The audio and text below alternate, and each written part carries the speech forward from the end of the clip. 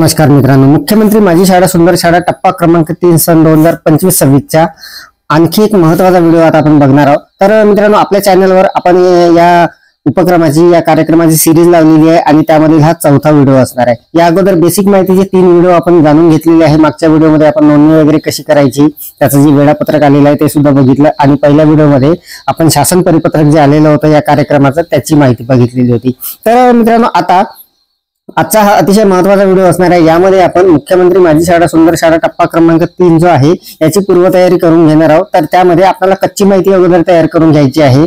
जसं मित्रांनो, या टप्प्याची जी माहिती आहे किंवा या कार्यक्रमाची जी माहिती आहे ती 3 भागामध्ये आपल्याला भरायची आहे। त्यामधील पहिला भाग जो असणार आहे तो असणार आहे पायाभूत सुविधा। तर पायाभूत सुविधेची आपल्याला कच्ची माहिती अगोदर तयार करून घ्यायची आहे। तर ती कशी तयार करायची याची आपण लाईव्ह डेमोची माहिती जाणून घेणार आहोत। तर नमस्कार मित्रांनो, मी राजमेश्राम मराठीशाळा.com या युट्यूब चॅनलवर पुन्हा एकदा आपलं सहर्ष स्वागत आहे। मित्रांनो, मुख्यमंत्री माझी शाळा सुंदर शाळा टप्पा क्रमांक 3 अतिशय महत्त्वाचा व्हिडिओ होणार आहे। कच्ची माहिती तयार करणे पायाभूत सुविधा अतिशय महत्त्वाचा व्हिडिओ असणार आहे मित्रांनो, त्यामुळे व्हिडिओला स्किप न करता पूर्ण बघा। चॅनलवर जर नवीन असाल तर चॅनलला सबस्क्राईब करायला विसरू नका आणि व्हिडिओ जर आवडला तर व्हिडिओला लाईक व शेअर करा। चला तर मग सुरू करूया।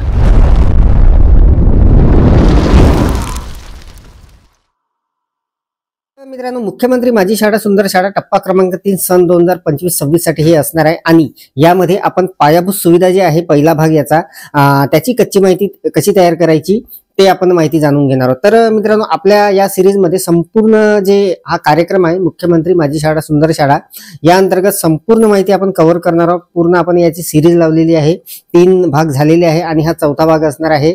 प्रत्येक व्हिडिओ अतिशय महत्त्वाचा असणार आहे। तर बघा, मुख्यमंत्री माझी शाळा सुंदर शाळा टप्पा क्रमांक 3 हे माझ्या शाळेचं नाव आहे मित्रांनो। बघा, अशा पद्धतीचं नाव असणार आहे, झेडपी अप्पर प्रायमरी स्कूल पावी मोरांडा म्हणून।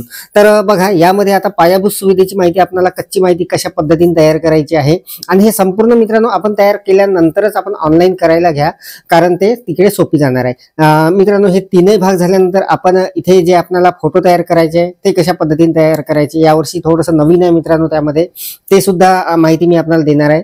तर बघा, पायाभूत सुविधेची ही जी माहिती आहे यामध्ये आपल्याला कशा पद्धतीने माहिती भरून घ्यायची आहे बघा। जवळपास 13 प्रश्न असणार आहे यामध्ये किंवा 13 भाग असणार आहे। तर बघा, पायाभूत सुविधा एकूण 38 गुणांसाठी हे असणार आहे। तर बघा, पहिलं जे आहे यामध्ये वर्गखोल्या, ग्रंथालय, प्रयोगशाळा आणि इतर खोल्या जसं विज्ञान, गणित, सामाजिक शास्त्र, प्रयोगशाळा यासाठी एकूण गुण 3 आहे मित्रांनो। आणि यासाठी जे फोटो लागणार आहे त्या फोटोची माहिती आपण पुढच्या व्हिडिओमध्ये जाणून घेणार आहोत। तर सध्या ही कच्ची माहिती जी आपल्याला तिथे भरायची आहे, लिहायची आहे त्या पोर्टलवर, ती कशा पद्धतीने आपल्याला भरता येईल बघा। तर यामध्ये 1.1 जे असणार आहे ते असणार आहे शाळेमध्ये अध्यापनाच्या उद्देशाने पुरेशा व हवेशीर वर्गखोल्या आहेत, विद्यार्थी वर्ग गुणोत्तर U++ नुसार यासाठी 1 गुण असणार आहे। त्यानंतर शाळेत ग्रंथालय, वाचन कोपरे, पुस्तक पेढी असल्यास 1 गुण आणि शाळेत प्रयोगशाळा उपलब्ध आहे प्राथमिक शाळेसाठी, भाषा, गणित, विज्ञान पेढीचा प्रभावी वापर केला जात आहे यासाठी 1 गुण, असे हे 3 गुण असणार आहे यामध्ये। तर यासाठी मित्रांनो फोटो जो तयार करायचा तो कसा तयार करायचा ते आपण समोर बघणार आहोत। तर बघा, यामध्ये हे जे पहिलं होतं 1.1 शाळेमध्ये वर्ग अध्यापनाच्या उद्देशाने पुरेशा वर्गखील खोल्या आहेत, तर याचं आपल्याला इकडे जे लिहायचं आहे ते या पद्धतीने लिहून घ्यायचं आहे। तर बघा, होय, शाळेमध्ये वर्ग अध्यापनाच्या पुरेशा वर्गखोल्या आहे अशा पद्धतीने मी लिहून घेतलं। आपल्याकडे मित्रांनो जी सुविधा असेल त्या पद्धतीने आपल्याला हे लिहून घ्यायचं आहे। त्यानंतर बघा, शाळेत ग्रंथालय, वाचन कोपरे, पुस्तक पेढी असल्यास, तर बघा, ग्रंथालय, वाचन कोपरे उपलब्ध आहेत असं मी लिहून घेतलेलं आहे तिथे। आणि तिसरं जे आहे 1.3 शाळेमध्ये प्रयोगशाळा उपलब्ध आहे प्राथमिक शाळेसाठी, भाषा, गणित, विज्ञान पेढीचा प्रभावी वापर होतो। तर शाळेमध्ये प्रयोगशाळा उपलब्ध नाही, कारण प्रयोगशाळा उपलब्ध नसल्यामुळे मी तिथे तशा पद्धतीचं ते लिहून घेतलेलं आहे। तर आपल्याकडे मित्रांनो यामध्ये काय आहे, आपल्याकडे ज्या काही सुविधा असेल त्याच पद्धतीने आपल्याला हे सर्व भरून घ्यायचं आहे, कारण याचं नंतर मूल्यांकन होते, आपल्याला हे सर्व माहिती आहे। तर हा टप्पा क्रमांक 3 आहे, यामध्ये थोडेफार बदल सुद्धा आहे। फोटो वगैरे आपल्याला वेगळ्या पद्धतीने तयार करायचे आहे, ते कसे तयार करायचे समोर आपण बघणार आहोत। तर बघा, दुसरं जे आहे यामध्ये ते आहे मुख्याध्यापक कार्यालय, कर्मचारी कक्ष, प्रशासकीय कार्यालय। तर यासाठी एकूण 2 गुण आहे आणि यामध्ये उपमुद्दे जे आहे ते असणार आहे 2.1 मुख्याध्यापक कार्यालय, कर्मचारी कक्ष, प्रशासकीय कार्यालय, खालील 2 पर्यायापैकी 1 पर्याय निवडा। तर यामध्ये 1 पर्याय निवडायचा आहे, मुख्याध्यापक कार्यालय, कर्मचारी कक्ष, प्रशासकीय कार्यालय असे स्वतंत्र कक्ष असल्यास 2 गुण आणि एकत्रित असल्यास 1 गुण अशा पद्धतीचं आहे. तर आपल्याकडे कशा पद्धतीची सुविधा आहे ते आपण तिथे सिलेक्ट करा आणि त्यानंतर इकडे ते भरून घ्यायचं. मुख्याध्यापक कार्यालय स्वतंत्र आहे असं मी तिथे लिहून घेतलं. तिसरा आहे यामध्ये 3.1 तिसरा आहे आरोग्य सेवा आणि व्यवस्थापन. यामध्ये 3.1 आहे शाळेमध्ये नियमित वार्षिक तपासणी करण्यात येते. यासाठी 1 गुण असणार आहे. तर बघा शाळेत वार्षिक आरोग्य तपासणी करण्यात येते असं मी तिथे लिहून घेतलेलं आहे. त्यानंतर यामध्ये 3.2 जे आहे ते आहे शाळेमध्ये प्रथमोपचार पेटी असून तिचा वापर होत असल्यास. तर यासाठी सुद्धा 1 गुण असणार आहे. आणि बघा इथे थोडक्यात वर्णन शाळेमध्ये प्रथमोपचार पेटी असून तिचा वापर होते. बहुतेक शाळेमध्ये मित्रांनो प्रथमोपचार पेटी वगैरे आहे तर त्या पद्धतीने आपल्याला ते लिहून घ्यायचं आहे. त्यानंतर चौथं असणार आहे यामध्ये महत्वाचं असणार आहे स्वच्छता व सुरक्षितता विषयक स्थिती. एकूण हे 4 गुणांचं असणार आहे. तर यामध्ये 4.1 जे आहे शाळेमध्ये पिण्याचे सुरक्षित पाणी उपलब्ध असल्यास 1 गुण. तर यासाठी मी इकडे लिहून घेतलेलं आहे शाळेमध्ये पिण्याचे सुरक्षित पाणी उपलब्ध आहे. आपल्या शाळेमध्ये जे काही सुविधा आहे मित्रांनो त्या पद्धतीने आपल्याला हे सर्व भरून घ्यायचं आहे. त्यानंतर बघा 4.2 शाळेत विद्यार्थ्यांच्या प्रमाणात हँडवॉश स्टेशन उपलब्ध असल्यास. तर इथे मी माझ्या शाळेची स्थिती लिहून घेतलेली आहे. शाळेत विद्यार्थ्यांच्या प्रमाणात हँडवॉश स्टेशन उपलब्ध आहेत. त्यानंतर शाळेमध्ये मुला मुलींसाठी स्वतंत्र स्वच्छतागृहे मुतारी पुरेशा प्रमाणात उपलब्ध असल्यास. यामध्ये बघा शाळेमध्ये मुला मुलींसाठी स्वतंत्र स्वच्छतागृहे मुतारी पुरेशा प्रमाणात उपलब्ध आहे. त्यानंतर यामधलं चौथा आहे मित्रांनो मासिक पाळी व्यवस्थापन अंतर्गत मुलींसाठी sanitary pad dispenser sanitary pad vending machine उपलब्ध असून त्याचा वापर केला जात असल्यास. यासाठी सुद्धा 1 गुण असणार आहे. आणि याचं उत्तर मी इकडे लिहून घेतलेलं आहे. मासिक पाळी व्यवस्थापन जे काही मशीन वगैरे आहे ते लागलेली आहे तर ती उपलब्ध आहे असं लिहून घेतलेलं आहे. तर हे अतिशय महत्वाचं असणार आहे. त्यानंतर 5वं जे आहे शालेय फर्निचरचं असणार आहे आणि यासाठी एकूण 3 गुण असणार आहे. तर बघा यामधलं 5.1 जे आहे ते विद्यार्थ्यांच्या संख्येच्या प्रमाणात फर्निचरची उपलब्धता यासाठी 1 गुण आहे. तर इकडे मी माझी स्थिती लिहून घेतलेली आहे शाळेची विद्यार्थ्यांच्या संख्येच्या प्रमाणात फर्निचरची उपलब्धता आहे. त्यानंतर शाळेमध्ये कोणत्याही प्रकारचे संगणक खराब बेंचेस पुस्तके अडगडीचे साहित्य नसल्यास किंवा मागील 2 वर्षामध्ये शाळेने विहित पद्धतीने साहित्याचे निर्लेखन केलेले असल्यास. यासाठी मित्रांनो 2 गुण असणार आहे. तर हे आपल्या शाळेमध्ये कशा पद्धतीची कंडिशन आहे त्यानुसार आपल्याला लिहून घ्यायचं आहे. तर बघा इथे 2 वर्षामध्ये शाळेत विहित पद्धतीने साहित्याचे निर्लेखन केलेले आहे अशा पद्धतीचं मी तिथे लिहून घेतलेलं आहे. त्यानंतरचं आहे अतिशय महत्वाचं सुरक्षा तरतुदी आणि आपत्ती व्यवस्थापन. यासाठी 2 मार्क असणार आहे.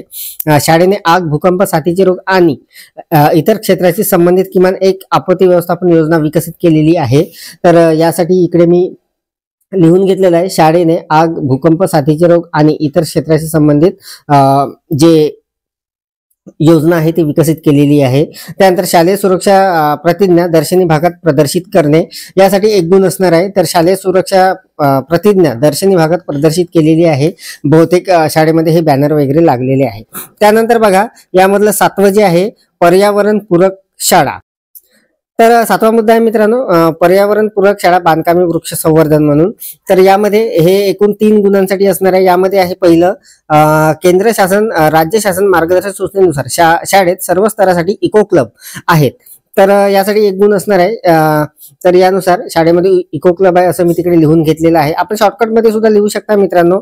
आणि समोरच्या एका व्हिडिओमध्ये मी आपल्याला सांगणार आहे इथे आपण जेव्हा त्या पोर्टलवर माहिती भरणार आहे त्यासाठी एक ट्रिक सुद्धा आपल्याला देणार आहे. अत्यंत सोप्या पद्धतीने आपलं ते काम होणार आहे. त्यानंतर बघा शाळेत कचरा पुनर्वापर पावसाचे पाणी साठवण्यासाठी व्यवस्था आहे. यासाठी सुद्धा 1 गुण असणार आहे. तर इकडे मी माझ्या शाळेची स्थिती लिहून घेतलेली आहे याबाबत. शाळेत कचरा पुनर्वापर पावसाचे पाणी साठवण्याची व्यवस्था नाही. त्यानंतर तिसरं जे आहे यामधलं ते आहे सोलर पॅनलची व्यवस्था. यासाठी 1 गुण आहे. सोलर पॅनलची व्यवस्था आहे असं तिथे लिहून घेतलेलं आहे. त्यानंतर 8वं आहे क्रीडांगण आणि क्रीडा सुविधा. यासाठी 1 गुण आहे. एकाच गुणांसाठी असणार आहे. तर 8.1 आहे संरचित मैदान व खेळाचे साहित्य उपलब्धता. तर शाळेमध्ये संरचित मैदान व खेळाचे साहित्य उपलब्ध आहे अशा पद्धतीचं मी तिथे लिहून घेतलेलं आहे. त्यानंतर 9वं आहे यामध्ये ICT पायाभूत सुविधा. तर हे एकूण मित्रांनो 3 गुणांसाठी असणार आहे. शाळेत व्यवस्थापन अध्यापनासाठी वर्गात किमान 1 स्मार्ट डिजिटल बोर्ड सुविधा आहे. तर हे 1 गुणांसाठी असणार आहे. तर आमच्या शाळेमध्ये ती सुविधा नाही त्यामुळे मी ती नाही लिहून घेतलेलं आहे.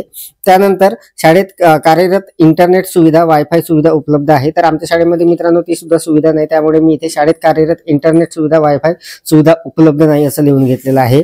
त्यानंतर शाळेत ICT प्रयोगशाळा संगणकाचा उपयोग होत असल्यास यासाठी सुद्धा एक गुण आहे. तर आमच्या शाळेमध्ये ICT प्रयोगशाळा नसल्यामुळे तिथे नाही असं मी तिथे लिहून घेतलंय पूर्ण वाक्यात. शैक्षणिक साधन सामुग्री हे 10व्या क्रमांकाचं असणार आहे. शैक्षणिक साधन सामुग्री दृकश्राव्य साधने.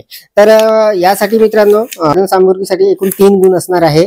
तर यामधलं 10.1 जे असणार आहे ते असणार आहे शाळेत अध्ययन अध्यापनासाठी किमान 50% शिक्षकांनी विनामूल्य अल्प किमतीचे मूलभूत शैक्षणिक साहित्य किंवा साधने तयार केलेली आहे. यासाठी एक गुण असणार आहे. तर तिकडे मी वर्णन करून घेतलेलं आहे शाळेत अध्ययन अध्यापनासाठी शिक्षकांनी विनामूल्य अल्प साहित्य तयार करून घेतलेले आहे म्हणून बहुतेक शाळेमध्ये शिक्षकांनी ते साधने वगैरे तयार केलेली आहे.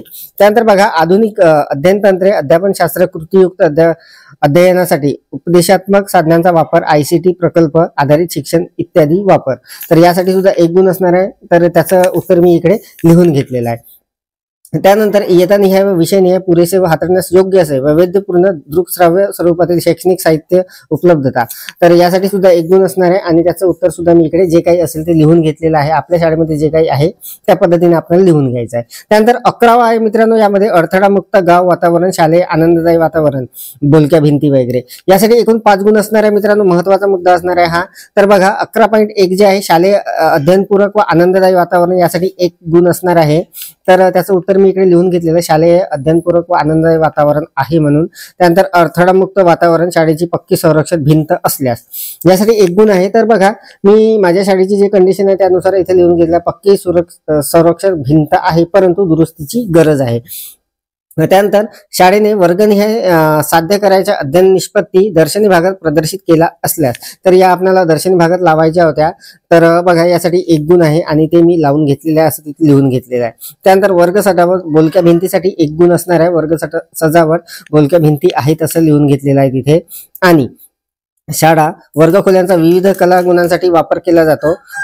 तर यासाठी सुद्धा 1 गुण होता आणि याचं उत्तर मी इकडे लिहून घेतलेलं आहे. शाळा वर्गखोल्यांचा विविध कला गुणांसाठी वापर केला जातो म्हणून बहुतेक शाळेमध्ये आपण करत असतो. त्यानंतर 12वा आहे मित्रांनो स्वयंपाकगृह म्हणजे आपलं किचन शेड जे आहे त्याची माहिती इथे असणार आहे आणि हे सुद्धा महत्वाचं असणार आहे 5 गुणांसाठी असणार आहे. तर यामधलं 12.1 बघा स्वयंपाकगृह किचन शेड धान्य साठवण्याची जागा सुरक्षित ठेवली जाते का. तर याचं उत्तर मी इकडे लिहून घेतलेलं आहे. आमच्याकडे एक स्पेशल खोली त्यासाठी वापरली जाते त्यामुळे इथे सुरक्षित जागा आहे असं लिहून घेतलेलं आहे. 1 गुण आहे त्यासाठी. त्यानंतर बघा 12.2 शालेय परिसरात परसबाग आहे का. परसबागेचं मित्रांनो सध्या खूप महत्व आहे आणि आपल्याला सर्वांना आदेशित करण्यात आलेलं आहे परसबाग लावण्यासाठी. तर परसबाग शाळेमध्ये लावलेली आहे तसं मी तिथे लिहून घेतलेलं आहे. त्यानंतर परसबाग निर्मितीत संवर्धनात पालकांचा सहभाग घेतला जातो का. 1 गुणांसाठी आहे तर घेतला जातो असं मी तिथे लिहून घेतलेलं आहे. त्यानंतर परसबाग सेंद्रिय पद्धतीने विकसित केली जाते यासाठी 1 गुण असणार आहे आणि जर ते असेल तर तिथे ते लिहून घ्यायचं आहे. परसबाग सेंद्रिय पद्धतीने विकसित केली जाते म्हणून मी लिहून घेतलेला आहे. त्यानंतर शालेय पोषण आहारात परसबागेतील भाजीपाला उपयोगात आणला जातो. 1 गुण आहे त्यासाठी. आणला जात असेल तर आपल्याला तिथे लिहून घ्यायचा आहे. तर परसबाग त्यासाठीच आपल्याला लावायची आहे मित्रांनो. तो जो भाजीपाला निघणार आहे जे काही निघणार आहे ते आपल्याला पोषण आहारात त्याचा वापर करायचा आहे. तर ते मी तसं लिहून घेतलेलं आहे. आणि यामधलं शेवटचं आहे मित्रांनो पायाभूत सुविधेचा आहे पहिला जो भाग आहे. यामधला शेवटचा आहे 13वं विद्यार्थी लाभाच्या विविध योजनांबाबतची माहिती जनजागृती शाळेच्या दर्शनी भागात लावलेला फ्लॅक्स माहिती पुस्तिका घडी पत्रिका इत्यादी. तर दर्शनी भागामध्ये मित्रांनो आपण बहुतेक शाळेमध्ये ते बॅनर लावलेलेच आहे. विद्यार्थ्यांच्या ज्या काही योजनाची जी माहिती आहे ते प्रत्येक शाळेमध्ये बहुतेक शाळेमध्ये ते बॅनर आपलं लागलेलं आहे. तर ती माहिती मी इथे थोडक्यात जे वर्णन आहे ते करून घेतलेलं आहे. तर अशा पद्धतीने मित्रांनो हे जे आहे भाग पहिला जो आहे यामधला व पायाभूत सुविधा 38 गुणांसाठी हा अशा पद्धतीने आपल्याला भरून घ्यायचा आहे. तर मित्रांनो जे 3 भाग आहे याचे 3ही भागाची जर एकाच व्हिडिओमध्ये माहिती आपण बघितली तर खूप मोठा व्हिडिओ होणार आहे आणि आपल्याला समजायला सुद्धा अडचण होणार आहे. त्यामुळे आपण प्रत्येक भागाचे स्वतंत्र व्हिडिओ बघणार आहोत. त्यानंतर आपल्याला फोटो कसे तयार करायचे आहे त्याची सुद्धा माहिती मी आपल्याला इतंभूत माहिती देणार आहे. यावेळेस मित्रांनो थोडं वेगळं आहे यामध्ये.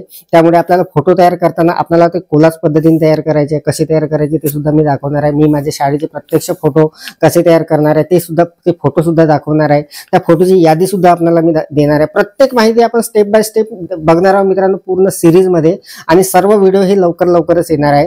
तर लगेचच आता दुसरा व्हिडिओ आपण बघणार आहोत यानंतर आणि तो असणार आहे यामधील जी दुसरी सुविधा आहे त्याचा संदर्भात जे काही अडचणी असतील आपल्याला मला कॉमेंट्स करा. मी लगेच आपल्या कॉमेंटचं उत्तर देणार आहे.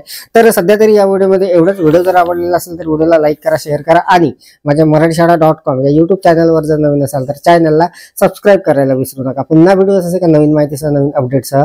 तोपर्यंत